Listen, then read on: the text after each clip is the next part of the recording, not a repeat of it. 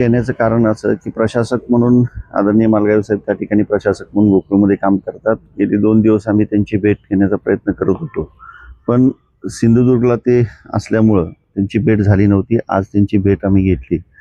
मुळात ज्या पद्धतीनं किकवी प्रकरणामध्ये जे किकवी चिलिंग सेंटर प्लॅनच्या खरेदीमध्ये ज्या पद्धतीनं खरेदीच्या संदर्भामध्ये संदिग्ध प्रतिक्रिया ह्या कोल्हापूर जिल्ह्यामध्ये यायला लागल्यात. काही संघटना असतील, काही पक्ष असतील, यांनी त्याच्यावरती आक्षेप घेण्याचं काम या ठिकाणी सातत्यानं चालू केलेलं आहे.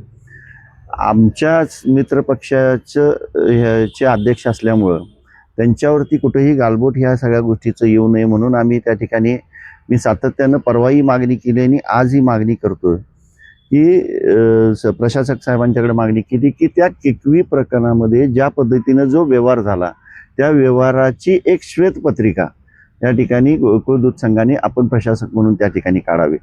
मूळतः त्याच्यामध्ये आमचं म्हणणं असं नाही आहे की चौकशी त्या प्रकरणाची तुम्ही करावी, कारण ते एखाद्या गोष्टीमध्ये एखाद्या व्यक्तीने केलेला, एखाद्या संस्थेनं केलेला व्यवहार आणि त्याची चौकशी हा तोच संघ त्या ठिकाणी किंवा ती संस्था त्या ठिकाणी करू शकत नाही.